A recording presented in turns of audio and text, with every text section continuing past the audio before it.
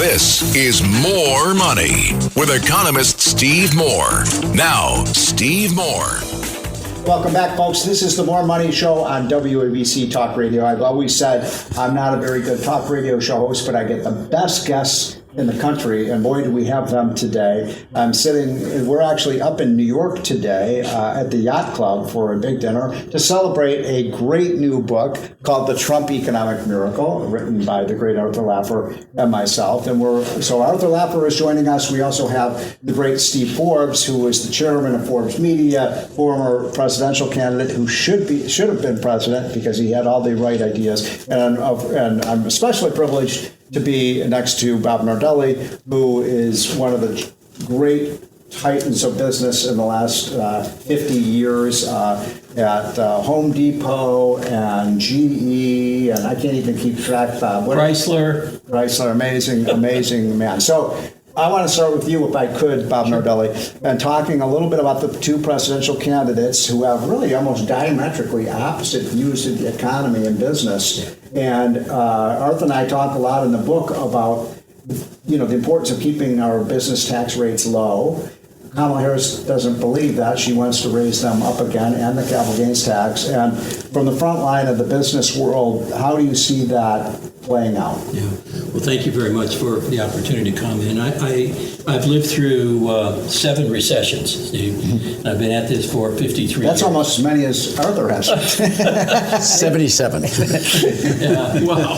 So, there couldn't be anything more detrimental to reshoring and onshoring. And the difference is onshoring brings it back to the U.S. Reshoring, in my interpretation, gets it out of China and maybe brings it to another country, Vietnam, et cetera, et cetera. So I never had a direct outsourcing strategy. But when I had to compete globally at General Electric, GE Power Systems, I was competing with Siemens, ABB, and other companies around the world that had a much more advantaged tax rate. Mm-hmm. So for me to compete, I had to go offshore to be able to compete on a price basis. You mean because of the high taxes? Because of the high taxes. Right. Because of high taxes and regulation. So you're telling Arthur Laffer that taxes actually do affect behavior? Art, God bless you, man.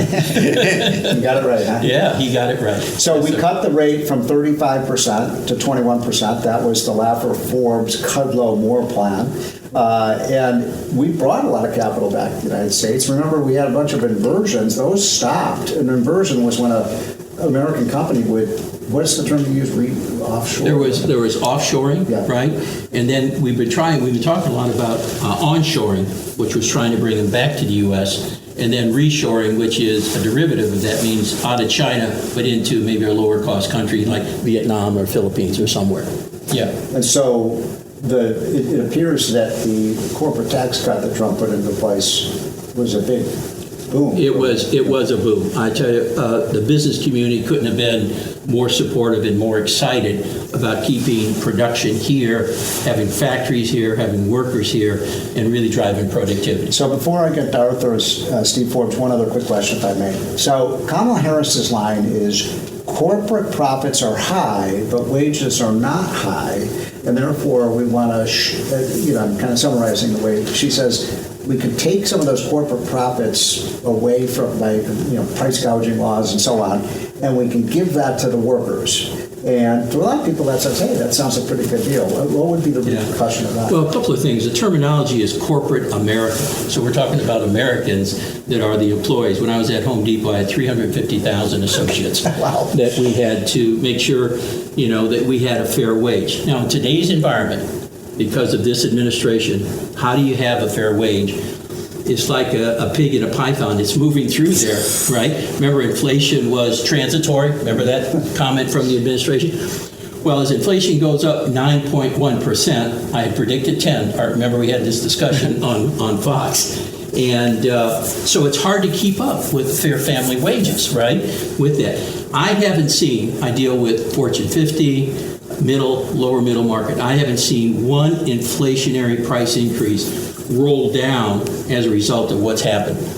So, precious metals, we do a lot of aerospace, Steve, so Inconel, titanium, et cetera, up 35, 40%. The only commodity I've seen come down is lumber, when they use that as an example. It has nothing to do with the inflation, with this administration did.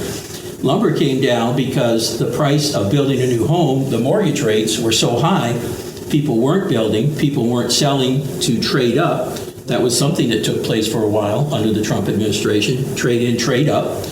So lumber came down, but given what happened now, the catastrophic hurricane, we're going to see lumber prices go up. We're seeing oil prices, at $70 a barrel now or something. So the bottom line is our corporation's price gouging.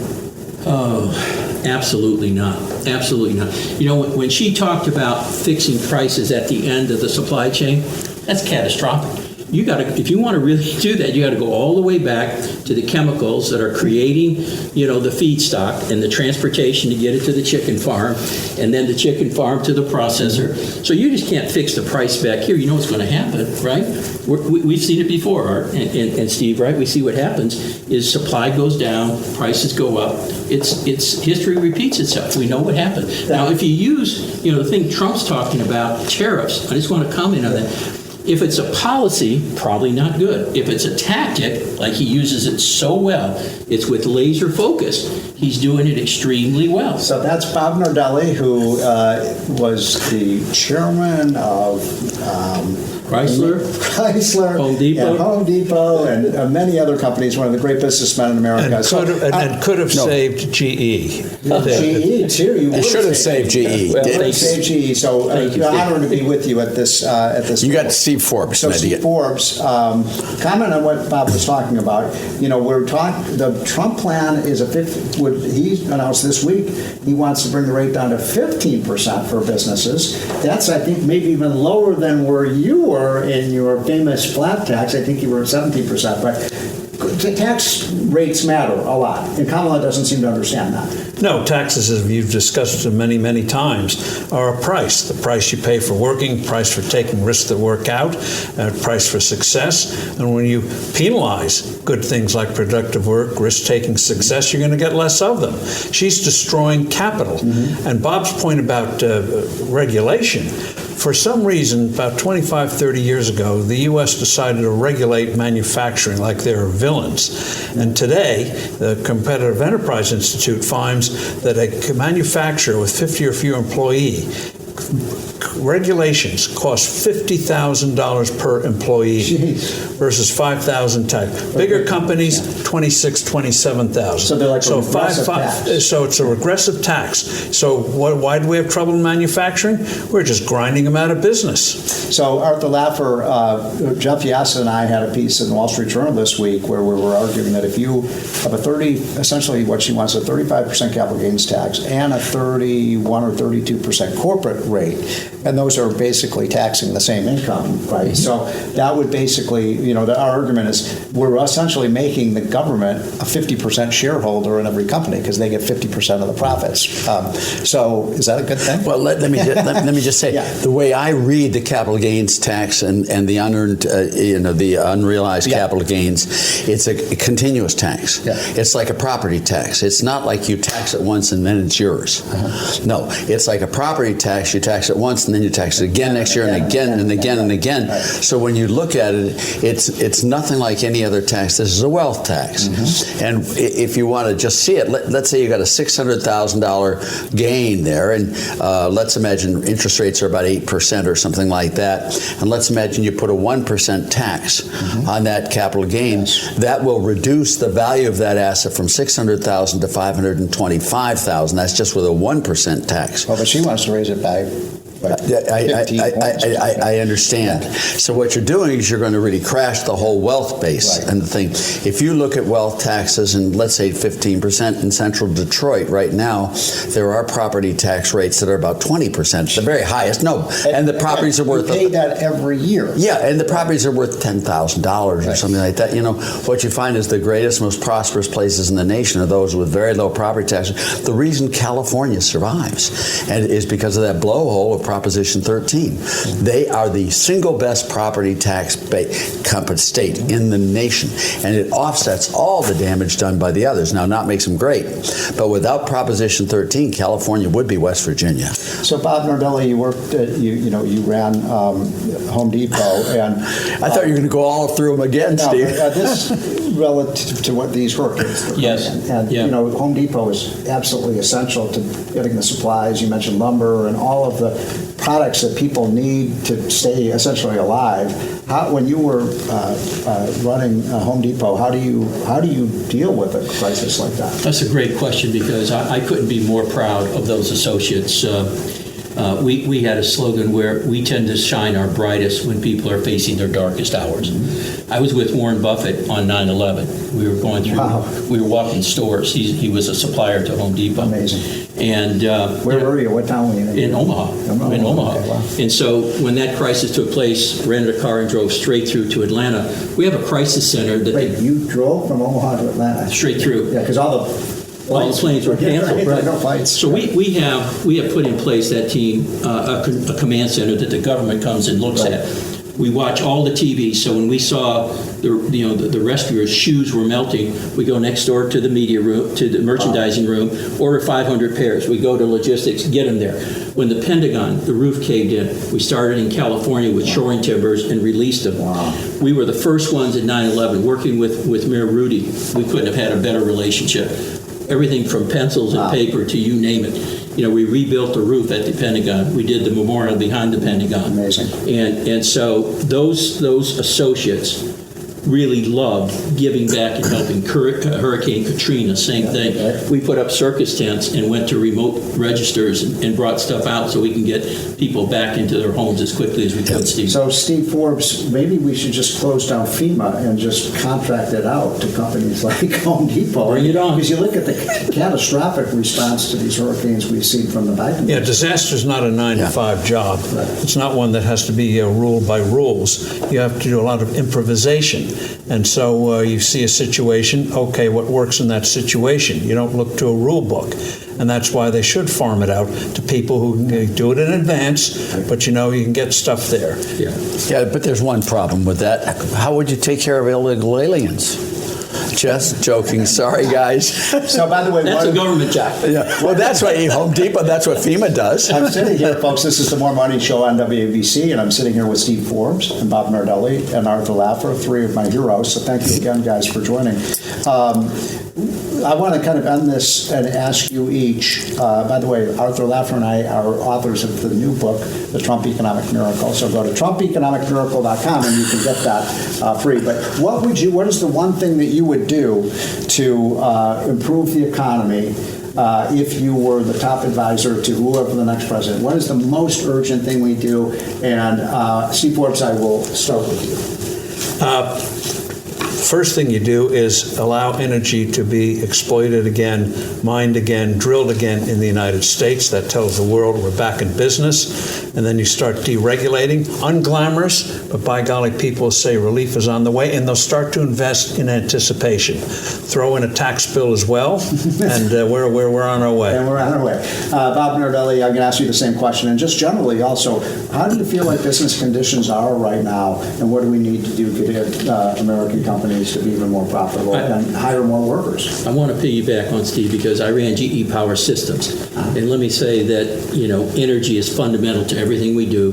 You're trying to get rid of fossil fuels. You got 296 million fossil fuel cars on the road, 12.6 years the average life. They're not going away soon, right?